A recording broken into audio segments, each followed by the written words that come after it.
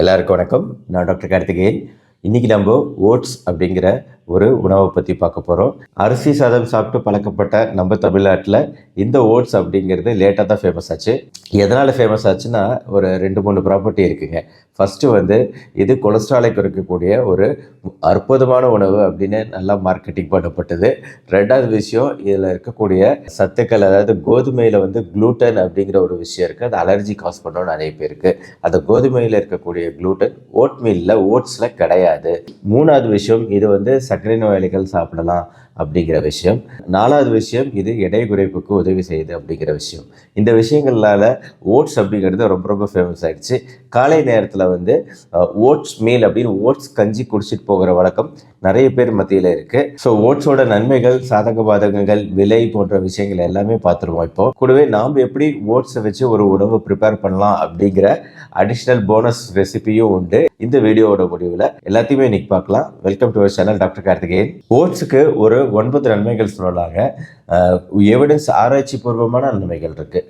முதல் நன்மை இதில் இருக்கக்கூடிய சத்துக்கள், manganese, phosphorus, magnesium, copper, iron, zinc, folate, vitamin B1, B5ன்னு எல்லா விதமான சத்துக்களும் ஒரு ரிச் சத்துக்கள் நிறைந்தது. நல்ல குவாலிட்டியான புரத சத்து, புரோட்டீனும் நிறைந்தது. சத்தான உணவில் கண்டிப்பாக ஓட்ஸுக்கு ஒரு நல்ல இடம் உண்டு. ஸோ முதல் பாயிண்ட்டு இதுதான். ரெண்டாவது பாயிண்ட்டு, இனிமேல் நம்ம ஓட்ஸுக்கான சில யுனிக்கான விஷயங்களுக்குள்ளே வருவோம். ஆன்டி ஆக்சிடென்ட் ப்ராப்பர்ட்டி அப்படின்னு நிறைய விஷயங்களில், நிறைய உணவுகளில் நான் சொல்லியிருக்கேன். அதில் இந்த பாலிஃபீனால் சத்துக்கள் இருக்குன்னு சொல்லியிருக்கேன். இந்த பாலிஃபீனாலில் ஒரு குறிப்பிட்ட வகையான பாலிஃபீனால், அதாவது அவினந்த்ரமைடு அப்படிங்கிற இந்த பாலிஃபீனால் இந்த ஓட்ஸில் மட்டுமே இருக்குது. அதாவது ஹோல் கிரெயின்ஸ்ன்னு சொல்லக்கூடிய இந்த சீரியல் வகைகளில் அவினந்த்ரமைடு இருக்கக்கூடிய ஒரே ஒரு சீரியல் வகை உணவு அப்படின்னா அது ஓட்ஸ் தான். ஏன்னா இதில் இருக்கக்கூடிய அவினந்த்ரமைடு எந்த வகையில் ஹெல்ப் பண்ணுதுன்னா, சும்மா அவினந்த்ரமைடு சொன்னால் இதனால சார் புதுசாக இருக்குது அப்படின்னு சொல்லுவீங்க. இந்த அவினந்த்ரமைடு எதுக்கு ஹெல்ப் பண்ணுதா, நைட்ரிக் ஆக்சைடு அப்படின்னு சொல்லிட்டு நம்ம இரத்த குழாய்களில் ஒரு விதமான கெமிக்கல் உருவாகிறதுக்கு ஹெல்ப் பண்ணுது. இந்த நைட்ரிக் ஆக்சைடு எதுக்கு ஹெல்ப் பண்ணுது, நம்ம இரத்த குழாய்கள் விரிவடைகிறதுக்கு ஹெல்ப் பண்ணக்கூடியது இந்த நைட்ரிக் ஆக்சைடு அப்படிங்கிறத ஞாபகம் வச்சுக்கிட்டிங்கன்னா உங்களுக்கு நைட்ரிக் ஆக்சைடோட நன்மை புரியும். அப்போ இரத்த குழாய் விரிவடையணும்னா எந்த டிசீஸ், எந்த வியாதியில் நம்மளுக்கு நன்மை கிடைக்குது, இரத்த கொதிப்பு, இரத்த அழுத்த நோய், இரத்த அழுத்தம், இரத்த குழாய்கள் ஸ்ட்ரெஸ் ஆகுது, அந்த அழுத்தத்தை குறைச்சி இரத்த குழாய்களை ரிலாக்ஸ் பண்ணக்கூடியது நைட்ரிக் ஆக்சைடு. இது இந்த அவினந்த்ரமைடு மூலமாக கிடைக்கிறது. இந்த அவினந்த்ரமைடு ஓட்ஸ் கஞ்சியில் இருக்குது. அதிக இரத்த அழுத்தம் உள்ள இதய நோயாளிகள் தாராளமாக ஓட்ஸ் கஞ்சியை அவங்களோட பிரேக்ஃபாஸ்ட்டாக எடுத்துக்கிறது நல்லது. அடுத்து மூணாவதும், இதுவுமே ஓட்ஸுக்கே உண்டான ஒரு தனி ப்ராப்பர்ட்டி அப்படின்னு சொல்லலாம். இது பீட்டா குளுக்கன் அப்படிங்கிற ஒரு சத்து இருக்குது. இந்த பீட்டா குளூட்டன் இல்லை, குளூக்கன்.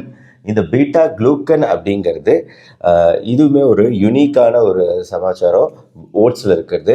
இது இருக்கிறதுனால நம்ம சாப்பிடும்போது இது நம்ம குடலில் ஒரு ஜெல்லு மாதிரி உருவாகிடுது. இந்த பீட்டா குளுக்கன் இருக்கிறதுனால அந்த ஜெல்லு மாதிரி நம்ம குடலுக்குள்ளே உருவாகிறதுனால தான் இது ஃபுல்லாக அப்படியே முழுமையாக அப்சர்வ் ஆகாது. நம்ம குடல்களோட ஆரோக்கியத்துக்கு நல்லது. நம்ம குடல்களுக்குள்ளார நல்ல பாக்டீரியா, கிருமிகள் உருவாகிறதுக்கும் மெயின்டைன் ஆகிறதுக்கும் உதவி செய்யக்கூடியது இந்த பீட்டா குளுக்கன். அடுத்த நாலாவது நன்மை, எல்டிஎல் கொலஸ்ட்ரால் அப்படின்னு சொல்லக்கூடிய கெட்ட கொலஸ்ட்ரால் இருக்கு இல்லையா, இந்த எல்டிஎல் கொழுப்புகள், இந்த எல்டிஎல் கொலஸ்ட்ரால் ஆக்சிடேஷன் ஆகிறது அப்படிங்கிறது இதய நோயில் ஒரு முக்கியமான ஸ்டெப்பு. ஆக்சிடேஷன் ஃப்ரீ ரேடிக்கல் டேமேஜ்னால ஆக்சிடேஷன் ஆகும். அப்போ அந்த எல்டிஎல் கொலஸ்ட்ரால் அளவுகள் அந்த ஆக்சிடேஷன் ஆகாமல் தடுக்கிறதுல இந்த பீட்டா குளுக்கனுக்கு ஒரு பங்கு உண்டு. ஸோ நாலாவது நன்மையும் இதய நோய் சம்மந்தப்பட்டது. இதய நோய்கள், மாரடைப்பு, அதாவது ரத்தத்தில் கொழுப்புகள் படிக்கிறதுக்கான வாய்ப்புகளை குறைக்கக்கூடியது ஓட்ஸ். அடுத்த அஞ்சாவது நன்மை, இதுதான் இப்போ ரத்தத்தில் சர்க்கரை அளவுகள் சம்மந்தப்பட்ட நன்மை. இப்போ ரத்த சர்க்கரை அளவுகளை இது டைரெக்டாக குறைக்குதா அப்படின்னு கேட்டிங்கன்னா அப்படிலாம் குறைக்கிறது கிடையாது. இன்னும் நிறைய ஆராய்ச்சிகள் தேவைப்படுது. சர்க்கரை நோயாளிகள் பொறுத்த வரைக்கும் தாராளமாக சாப்பிடலாம், எந்த ஒரு ப்ராப்ளமும் இருக்க போகிறதில்ல. ஆனால் இது ஒரு ஜெல்லு மாதிரி ஃபார்மேஷன் ஆகிறதுனால நம்ம வயிற்று பகுதியில் மெதுவாக நம்ம உடம்புக்குள்ளே உறிஞ்சப்படுறதுனால நம்ம ரத்த சர்க்கரை அளவுகளை இது வேகமாக ஏற்ற போகிறது கிடையாது. ஸோ அதனால் சர்க்கரை நோயாளிகள் தாராளமாக இது ஒரு பிரேக்ஃபாஸ்ட்டாக எடுத்துக்கிறது நல்லது அப்படிங்கிறது தான் ரெக்கமெண்டேஷன். ஆனால் இது ரத்த சர்க்கரை அளவை டைரெக்டாக ஒரு மருந்து மாதிரி குறைக்குமா அப்படின்னு கேட்டிங்கன்னா குறைக்காது. ஸோ அதனால் இது சர்க்கரை நோயாளிகளை விட இதய நோயாளிகளுக்கு ரொம்பவே நல்லது. ஆனால் அடுத்த நன்மை உண்மையிலேயே ப்ரூவ் பண்ணப்பட்ட நன்மை அப்படின்னு சொல்லலாம். ஏன்னா இந்த 6வது நன்மை தான் நிறைய பேர் வந்து எதிர்பார்த்து நம்ம சாப்பிடக்கூடியது. அதாவது வெயிட் லாஸ், எடை குறைப்பு ட்ரை பண்ணுறவங்க நிறைய பேர் இந்த ஓட்ஸை சாப்பிட்றத நம்ம பார்த்துருப்போம்.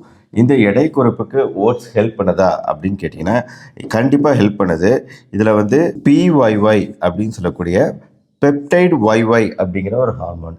இந்த பெப்டைடு YY அப்படிங்கிற ஹார்மோன் எதுக்குன்னா, இது வந்து ஒரு சட்டைட்டி ஹார்மோன். நம்ம பசி மேலும் மேலும் எடுக்காமல் நம்ம சாப்பிட்ட உடனே நம்ம சாப்பிட்ட திருப்தி கிடைக்கிறது தான் சட்டைட்டி. அந்த சட்டைட்டி அப்படிங்கிற அந்த சாப்பிட்ட திருப்தியை கொடுக்கறது பெப்டைடு YY அப்படிங்கிற ஹார்மோன். இந்த பெப்டைடு YY ஹார்மோனை ஓட்ஸில் இருக்கக்கூடிய இந்த பீட்டா குளுக்கோன் அதிகமாக செக்ரேட் பண்ண வைக்குது. அதனால் நம்மளுக்கு பசி அதிகமாக எடுக்காது. அதனால் நம்மளுக்கு எடை குறைப்பு ட்ரை பண்ணுறவங்களுக்கு காலை நேரத்தில் இந்த ஓட்ஸ் கஞ்சி குடிக்கிறதுங்கிறது கண்டிப்பாக பெனிஃபிட் தரும். அடுத்து 7வது நன்மை. இந்த நன்மையை நான் சொல்லிடுறேன், ஆனால் நீங்கள் அதை டைரெக்டாக யூஸ் பண்ணுமா அப்படிங்கிறத நீங்கள் தான் முடிவு பண்ணணும். ஏன்னா வந்து இது வந்து தோள்களோட ஆரோக்கியத்துக்கு நல்லது அப்படிங்கிறது ப்ரூவ் பண்ணப்பட்டிருக்கு. ஆனால் இதுக்கு வந்து இந்த ஓட்ஸ் இல்லை, இதுக்கு தனியாக வேறு ஓட்ஸ் இருக்குது. அது தோள்கள் மேலே அப்ளை பண்ணக்கூடிய கொலாய்டல் ஓட்ஸ். இந்த கொலாய்டல் ஓட்மீல்னால் இது மாதிரி கிரெயினாக இல்லாமல் இன்னும் நல்ல சாஃப்டாக குலைவாக இருக்கிறது தான் கொலாய்டல் ஓட்மீல். பட் இதை பற்றின ஃபுல் ஐடியா எனக்கே கிடையாது. ஸோ அதனால் கொலாய்டல் ஓட்மீல் தோள்களோட ஆரோக்கியத்துக்கு நல்லது அப்படிங்கிறது மட்டும் ஞாபகம் வச்சுக்கோங்க. இன்னொன்று வந்து நம்மளோட ஸ்கின் கேர் ப்ராடக்ட்ஸில் நீங்கள் நீங்கள் எடுத்து பார்த்தீங்கனாலே தெரியும், அந்த இன்க்ரீடியன்ட் லிஸ்ட்டில் கண்டிப்பாக கொலாய்டல் ஓட்மீல் இருக்கும். 8வது இன்ட்ரெஸ்டிங்கான ஃபைண்டிங்கு. இந்த ஃபைண்டிங் என்னன்னு கேட்டிங்கன்னா, ஆஸ்துமா இருக்கு இல்லையா, இந்த ஆஸ்துமா தொந்தரவு அப்படிங்கிறது குழந்தைகளால் வந்து உருவாகாமல் அதிகமாகாமல் தடுக்கக்கூடிய தன்மை இந்த ஓட்ஸுக்கு இருக்கிறதா சொல்கிறாங்க. அதாவது சின்ன வயசுலேருந்தே நம்ம அப்பப்போ ஓட்ஸ் கொடுத்துட்டு வர்றது அப்படிங்கிறது பிற்காலத்தில் ஆஸ்துமா உருவாகிறத தடுக்கக்கூடிய ஒரு ப்ராப்பர்ட்டி இருக்கிறதா ஆராய்ச்சிகளில் தெரிய வருது. ஸோ அதனால் ஒரு ஞாயிற்றுக்கிழமையில் குழந்தைகளுக்கு கூட கொடுக்கக்கூடிய ஒரு டிஷ்ஷாக இருக்குது இந்த ஓட்மீல். கடைசியை நன்மையை நான் சொல்ல போகிறது கண்டிப்பாக பெரியவங்களுக்கானது.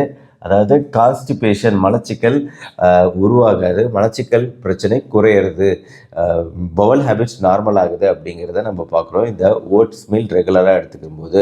இது வந்து ஆராய்ச்சிகளில் பார்த்தது. ஸோ இதை வந்து அதில் வந்து டெய்லி நம்ம காலையில் சாப்பிட்ற மாதிரி ஆராய்ச்சிகள் இருக்குது. பட் நாம் வந்து எப்போவுமே பேலன்ஸ்டு உணவு முறை தானே நம்ம சேனலில். அதனால் எப்போவுமே ஓட்ஸ் மீல் இல்லை, நிறைய உணவு வகைகள் நான் சொல்லிக்கிட்டே வரேன். அதனால் வந்து ஒவ்வொரு நாளும் ஒவ்வொரு விதமான உணவு வகை எடுத்துக்கிறோம். அதில் ஒரு நாள் வந்து காலை உணவை வந்து ஓட்ஸ் கஞ்சி எடுத்துக்கிறது தப்பே கிடையாது. ஸோ எப்படி நம்ம இந்த ஓட் மீல் செய்யலாம், ஓட்ஸ் உப்புமா செய்யலாம் அப்படிங்கிறத தான் இன்றைக்கான வீடியோவில் பார்க்க போகிறோம். வணக்கம். இந்த வீடியோவில் ஓட்ஸ் வச்சுட்டு ஹெல்த்தியாக ஒரு உப்புமா தான் செய்ய போகிறோம். இதுக்கு நம்ம 1/4 கப்புக்கு கொஞ்சம் கம்மியாக நம்ம பாசிப்பருப்பு எடுத்துக்கிறோம். அதை ஒரு 2 to 3 முறை நல்லா கழுவி தனியாக எடுத்து வச்சுக்கிறோம். அடுப்பில் ஒரு குக்கர் வச்சுட்டு 1 டீஸ்பூன் மட்டும் எண்ணெய் ஊற்றிக்கிறோம். ஊற்றிட்டு எண்ணெய் கொஞ்சம் காயறதுக்கு முன்னாடியே இதில் ஒரு 4 பல் பூண்டை தட்டி போட்டுக்கிறோம். எண்ணெய் நல்லா காஞ்சதுக்கப்புறம் பூண்டு போட்டுட்டோம்னா அந்த பூண்டு தீஞ்சு போயிடும். அது கூடவே ஒரே ஒரு பச்சை மிளகாய் போட்டுக்கிறோம். அதில் கழுவி வச்சுருக்கோம் இல்லைங்களா பாசிப்பருப்பு, அதையும் போட்டுக்கிறோம். போட்டுட்டு இந்த முழுகிற அளவு இதுக்கு தண்ணி ஊற்றிக்கிறோம். தண்ணி ஊற்றிட்டு நல்லா மிக்ஸ் பண்ணி விட்டுக்கிறோம். மிக்ஸ் பண்ணி விட்டுட்டு இதுக்கு தேவையான அளவு மஞ்சத்தூள் போட்டுக்கிறோம். மஞ்சத்தூள் போட்டுட்டு குக்கரை மூடி வச்சுட்டு ஒரு 2 விசில் பாசிப்பருப்பை நல்லா வேக வச்சு எடுத்துக்க போகிறோம். வேக வைக்கிறதுக்கு முன்னாடி நம்ம வெயிட் போடுவோம் இல்லைங்களா, அதுக்கு முன்னாடி இந்த மாதிரி ஆவி வருதான்னு செக் பண்ணிவிட்டு வெயிட் போட்டுட்டோம்னா உள்ள சாதம் ஏதாவது அடைச்சிருந்தா கூட நம்மளுக்கு வந்துடும். அடுத்தது 1/4 கப் காலிஃப்ளவர் எடுத்துகிட்டு தண்ணி ஊற்றிட்டு முழுகிற அளவு தண்ணி ஊற்றி இதுக்கு தேவையான அளவு உப்பு போட்டுட்டு கொதிக்க வச்சுட்டு காலிஃப்ளவர் தனியாக எடுத்துக்கிறோம். அதில் ஏதாவது பூச்சி இருந்தால் கூட வந்துடும்னு ஃபில்ட்ரு பண்ணி எடுத்து தனியாக வச்சுக்கிறோம். அடுத்தது அடுப்பில் ஒரு பேன் வச்சுக்கிறோம். பேன் வச்சுட்டு இதுக்கு தேவையான இன்க்ரீடியன்ட்ஸ் கொஞ்சம் கொஞ்சமாக பொடி பொடியாக கட் பண்ண இஞ்சி, ஒரு வெங்காயம் பொடி பொடியாக கட் பண்ணது, காரத்துக்கு தகுந்த மாதிரி பச்சை மிளகா, கேரட் ஒரே ஒரு கேரட் பொடியாக கட் பண்ணி வச்சுருக்கேன், ஒரு 5 to 6 பீன்ஸ், அந்த வேக வச்சு எடுத்த காலிஃப்ளவர், இதெல்லாம் எடுத்து வச்சுக்கிறோம். அடுப்பில் ஒரு 2 டீஸ்பூன் மட்டும் எண்ணெய் ஊற்றிக்கிறோம். எண்ணெய் ஊற்றிட்டு கடுகு போட்டுக்கிறோம், கடலப்பருப்பு போட்டுக்கிறோம். நல்லா பொரிஞ்சதுக்கப்புறமா கடலப்பருப்பு செவந்ததுக்கப்புறமா இதில் இஞ்சியும் பச்சை மிளகாயும் ஃபஸ்ட்டு போட்டுக்கிறோம். போட்டுட்டு நல்லா அந்த ஃப்ளேவர் உள்ளே இறங்குற வரைக்கும் மிக்ஸ் பண்ணி விட்டுட்டு அடுத்தது பொடி பொடியாக கட் பண்ண வெங்காயம் போட்டுக்கிறோம். வெங்காயம் நல்லா வணங்கணும்.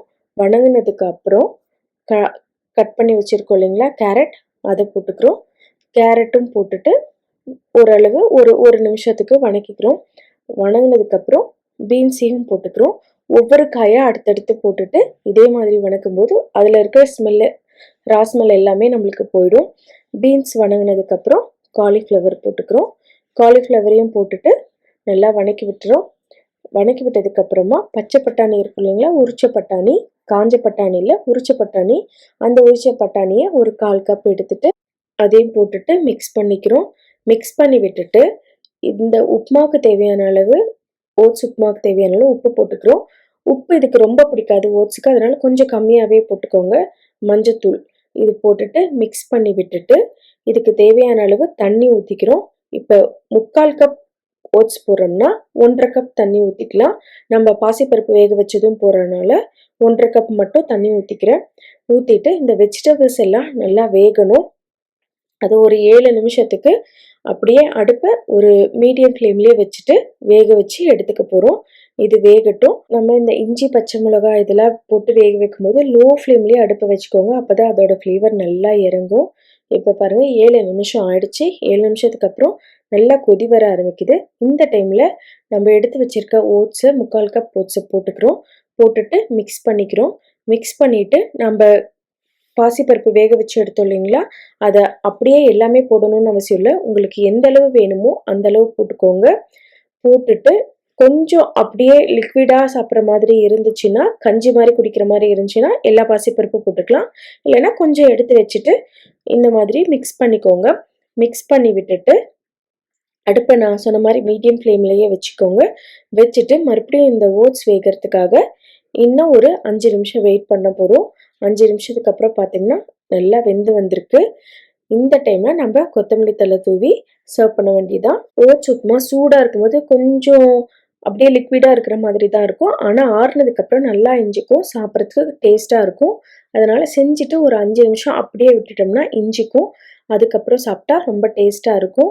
ஹெல்த்தியான ஓட்ஸ் உப்புமா ரெடி. ட்ரை பண்ணி பாருங்கள். நன்றி, வணக்கம். ஸோ பார்க்குறதுக்கே ரொம்ப நல்லா இருந்துச்சு. செஞ்சு பாருங்கள், எப்படி டேஸ்ட் இருக்குது அப்படின்னு சொல்லுங்கள். இந்த வீடியோ பிடிச்சிருந்துச்சுன்னா லைக் பண்ணுங்கள், உங்கள் ஃப்ரெண்ட்ஸ் ரிலேட்டிவ்ஸ்க்குலாம் ஷேர் பண்ணுங்கள். நம்ம சேனல் டாக்டர் கார்த்திகேயன் மறக்காம சப்ஸ்கிரைப் பண்ணுங்கள். மறுபடியும் அடுத்த வீடியோவில் மீட் பண்ணுவோம். நன்றி, வணக்கம்.